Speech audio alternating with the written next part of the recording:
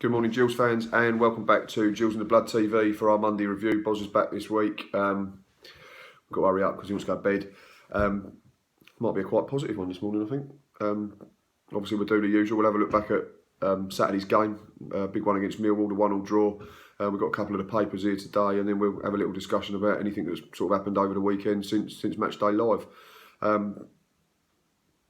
We sort of touched on it after the game as we left, didn't we, on Saturday, mate? And I thought we were all right. I know it was only an improvement on the previous four that we'd lost a lot, so it didn't take a lot to make us better. But I thought defensively we were pretty strong. I thought the three centre backs worked well together, and I thought Ryan Jackson was very good first half, and I thought it was probably as good as we've been for a fair while. Unfortunately, we just don't keep clean sheets, do we? So we still have to score two to win football matches. But Millwall are a decent side, although like I said to you, I expected better. But maybe that says more about our defence.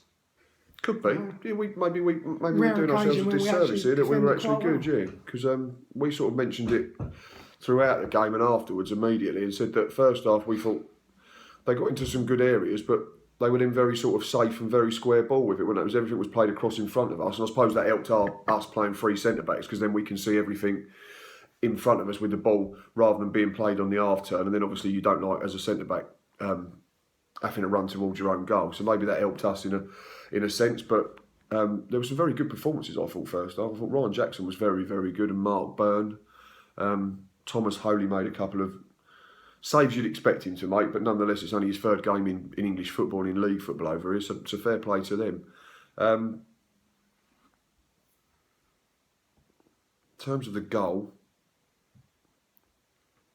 I thought obviously Joe Quigley scored it. I thought Joe Quigley was all right. I've seen a few tweets since that he wasn't very good. I'm not saying he was brilliant and it was a masterclass in holding up the ball, but we've got to remember this. He's only a kid. What did you make of his performance? I thought he was decent enough. Real quick, I just think he could do a bit more. I've said to you before, when the ball comes in, everyone describes him as this target man. Yeah. But he doesn't jump enough. He's a big lad. Rather than jumping, he tends to put his body forward. You said he just tends to try and stand in the way rather than making himself as big as possible. He'd win more. But that'll come with experience and game time, etc., won't it? I thought he took his goal very well because there's a case there that he could probably sort of swivel on that and lash it, but he's not. He's gone laces to make sure that it stays down, and it's a smart enough finish. As we've already mentioned, we don't keep clean sheets, unfortunately, and 5 minutes later.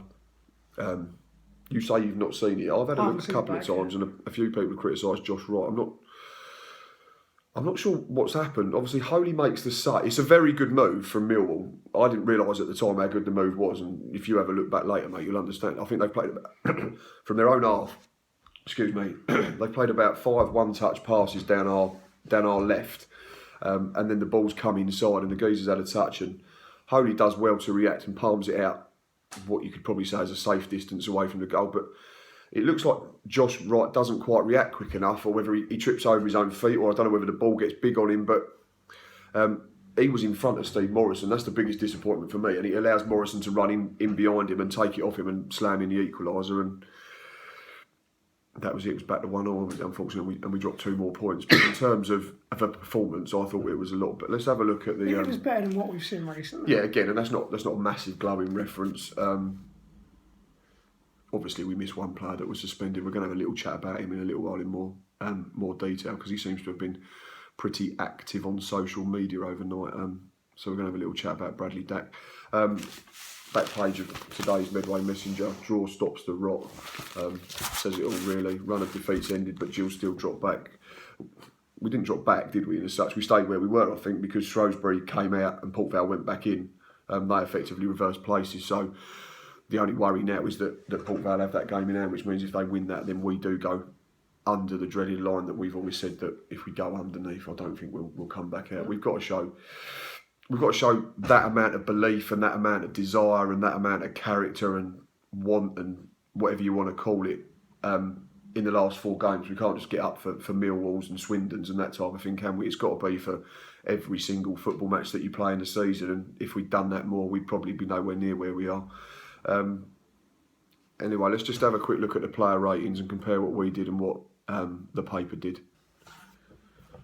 In terms of player ratings, I've just compared what I gave them on Twitter and what the Medway Messenger have given.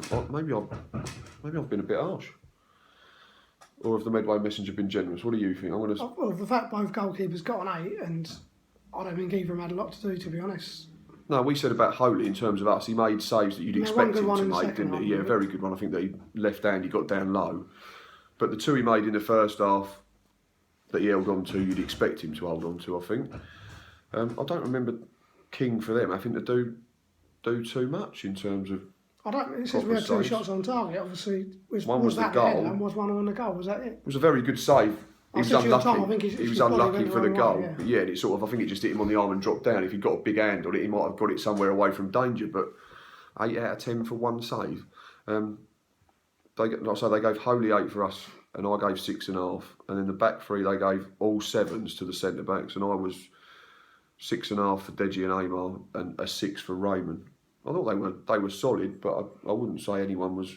I didn't put anyone over 6.5 for us. I thought it was a steady sort of workmanlike performance. No one really stood out, and like Boz has just said, yeah, it was probably a fair to middling type of spectacle. Thought Oster Davey was poor when he came on. I'm not just digging him out because of what happened before, but just kept. And when he came on, we were saying it's probably a good game for him because what we needed was energy. He wanted energy and legs, and he could drive us up the pitch, but he just kept giving the ball away. I think the first thing he done was he gave it away. The second thing he done was give away a foul. But there was plenty second half. How many times did you hear me say, or you said, "Oh, I'd have a poor touch," but Lee Martin's touch Saturday was very poor.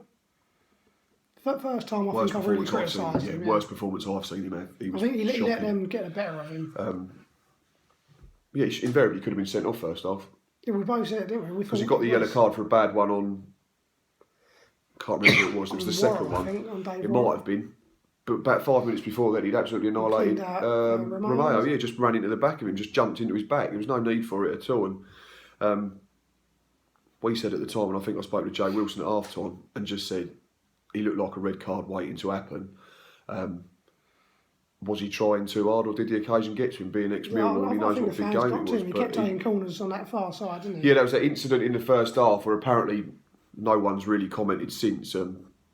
Which is a bit odd. If he's had a coin chucked at him, you back your player, don't you? Especially there's no need for that, regardless of who it is or what it is. I don't condone that. I don't condone that if that's a Millwall fan chucking it at one of our players, and I certainly wouldn't condone it if it was one of our fans chucking it at a Millwall player. It's not on at all. But we've sort of swept it under the carpet as a much of a muchness and thought, well, it's not really a big deal. But in terms of that, there weren't really any trouble, was there? No, there wasn't a lot else.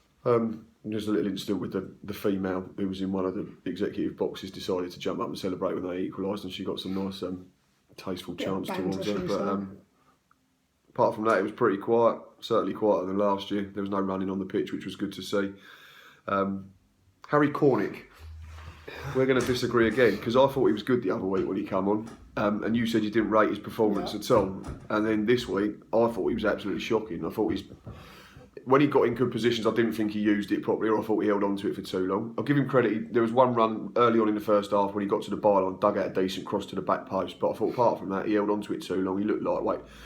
In his defence, I'm going to say, obviously in that number 10 role, we're comparing him to Bradley Dack, which is harsh. Square pegs in round holes again. Well, yeah, the winger that's now played up front and as a number 10 has not played as a winger, like Lee Martin, the winger who's played as left back and left wing back, and Scott Wagstaff, the winger who's played right back, centre midfield in the diamond, left wing. Anyway, sorry, we've gone off on a tangent, but no, I didn't rate Cornick's performance. No, I think this week I thought it was probably one of his better ones. I think there was times in the first half where we were countering and he was in good positions, but he wants more time than what he's got. Obviously, that would come with games. It was the first time I thought he was decent enough. He was positive. Maybe that was the frustrating thing for me. There was a few tough tackles and he just got up and rolled. Fair play to him. He got into some good positions. Maybe that's what just annoyed me, that we had chances to. And again, maybe the pitch, because there was plenty of mention of the pitch in the last few weeks. He went down actually, didn't he, in the first half, similarly to Scott Wagstaff in the last home game. Even in the second half, Pennock was pushing divots back in, weren't he? Yeah, he's horrendous at the moment. So maybe I'm being a little bit harsh here and doing him a bit of a disservice. But no, he's a young lad, similarly to Joe Quigley. Anyway, on to some. Let's just have a quick look at. We've got one point here in the Sunday edition of the Football League paper. That's your headline. Neil left fuming as Lions are held. And we've both picked up on this, haven't we, mate? He says something he's basically moaning, saying the refereeing decisions were poor and went against him. He's claimed a foul on Tom King in the lead up to our corner, which led to our goal. You've said it, you thought at the time Cody just lent on him a little bit, and maybe you would have understood if a free kick had been given. Cody was in mode, Cody was closing down as he does, and the guy, I think at one point he had his back to Cody, so the ball was almost over the line. But Cody's momentum wasn't he trying to sort of make sure the ball was out in play still? Yeah. Well, I think Cody's momentum takes him over. Obviously, if it goes the other way, the Rain Man goes mad, and we want a free kick. If it goes the other way, they score from a corner, and that's it. That's the way Neil's probably got to look at it as well. Neil Harris, you think, if that was at the other end, he'd be demanding a corner. So, but the point we're trying to make here is he says something. Last year there was a last-minute penalty, and this year there was a clear foul on our goalkeeper, which gave them the corner which they scored from. And he says previously to that, we've had decisions go against us here again. I don't know what he's on about in terms of the penalty last year. We even double-checked it. We just looked back at last year's result, which was 2-1 to Millwall last day of the season. They scored, took the lead. They scored a penalty. Romeo got sent off, then John Egan equalised last minute, and then they got a penalty in injury time, which Lee Gregory converted. There was no other penalty in the game as far as we're concerned, or we can read in any report. So I don't know what he's moaning about, to be honest. But it's just a small weird one in that match report. Pennock mentions at the end, we proved that we can play against teams that are higher at the table, and we struggled against them around us. Well, we know that. We've said that for months, ever since you've been here, AD, unfortunately. But they're all big games now. Anyway, a little chat now, before Boz starts dozing off, about a couple of our players and social media. Yeah, there's been a few bits on Twitter over the weekend and going back a month or two and a few weeks or whatever regarding certain individuals and players in our squad. The first one I noticed was Billy Knott. I wouldn't say these were anti-Adrian Pennock tweets, no. But he's liked a couple of things from fans that are saying, oh, Billy Knott deserves to be playing and shouldn't have been sent out on loan, etc, etc. Now, I said at the time I thought it was not the wrong decision if he was sent out on loan because he wanted to play football matches and he wasn't going to get game time with us because it freed up a wage to buy a centre-half. Unfortunately, we all know that centre-half never played for us. So I don't think we should put Billy Knott maybe in an anti-Adrian Pennock camp and pigeonhole in that way, but obviously there's murmurings and rumblings, let's put it that way, on Twitter that certain individuals are maybe not that keen on our leader at the moment. That was that, but they were pretty harmless, I think, in terms of old Billy Knott should be playing today and stuff like that. That's great because he just wants to play for us. That could mean Darren Oldacre, though, we've noticed in the last couple of weeks, haven't we? People tweeting. I think he scored a good goal for the under-18s last week, a free kick again. And then he keeps liking stuff, though, people saying, oh, you should be in the first team, why have you been ostracised, why are you not included in the squad? I think there was even something along the lines of, if we had a proper manager instead of a clown in charge, you'd probably be involved on match days, which is, from his point of view, it's probably not going to help him, is it? No, obviously. But let's be honest, there's got to be a reason there. But he's not doing himself any favours with Pennock, is he? No, you think as a kid someone would put an arm around him and just say, look, don't go do it. Whether you agree or not, social media's there, everyone can see it. So. And there's a chance that that's probably going to get back to AD Pennock as well, isn't it? So that's maybe one that's not keen on who's in charge of our football club at the moment. So I can't see him featuring for the rest of the season, bottom line. Which is surprising, is it like that up until Christmas? Yeah, we've said a few times that we Edinburgh rated him and AD rode in on his white Charger in January and we was going to get into playoffs and he wasn't scared to use wingers and he was going to use youth players and them because no age was no object, etc. if he was good enough. And we just said off air. Every single week we talk about Aaron Bowe's not in the squad. Well, then he brought in Ollie Muldoon as well, even though he said that there was no money for him to come in until the end of the season. So he's jumped ahead of him in the pecking order. The big one, though, seems that this one's been rather active over the last couple of days on Twitter. And you just get them up on your phone, mate. Is our suspended star player at the moment, Bradley Dack, seems to have had a bit of a liking spree on Twitter overnight or late yesterday. very anti-Pennock. I mean, the thing it came out the other week, didn't it, when he changed his header to a picture of him and Justin Edinburgh, and people were like, "Oh, what's happening here? He's obviously not keen on Adi Pennock. They've fallen out, blah blah blah blah." We've just said off air.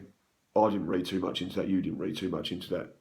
Bradley Dack has said open and said Edinburgh's the best manager. Best manager he's played under, and he's the player that's got the best out of him and gave him the freedom in that number 10 role that he strives to play in all the time. So I wouldn't say there's much in that. But looking at these aren't too clever. We're just going to find them. But why make it public is one, and Dacky is like that. And then if we scroll down, there's a couple more that you can see there. Ipswich should make a move for Bradley Dack in the summer. Rumour is he's not happy and he's a good player. The one above that was think you need to move to Ipswich in the summer. If I remember rightly, was he not linked to Ipswich in January? Last January. Or in the summer? There's definitely been a link to Ipswich at some point. I know he got linked to half of the Championship at one point. I'm sure, did Ipswich put in a bid? I think they was rumoured to it. It was them and Bristol City, but it was only about $1.5 million or something. Yeah. We turned it down. The last Waltz blog did a survey shortly after his red card regarding being fined 2 weeks' wages. Was it the right decision?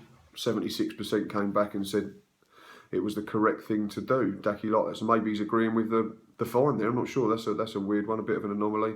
Darren Chandler tweeted, "Don't see how Pennock blasting Bradley Dack in the press over the 2 week wage fine will do any good. Does it even need to come out?" And then there's another one immediately below that about the fine. We go even further. Again about the fine. Just very... Anyway, that's a wrap from us this morning. Please keep liking, retweeting, subscribing. We're pretty close to 200 now, which is absolutely amazing, so thank you for the support. We are not about for Bristol Rovers. We are in Germany on my stag do, so hopefully there'll be some sort of Jewels in the Blood on Tour video next week. But we will be back for Match Day Live for the away game at Charlton. And until next time, up the Jewels.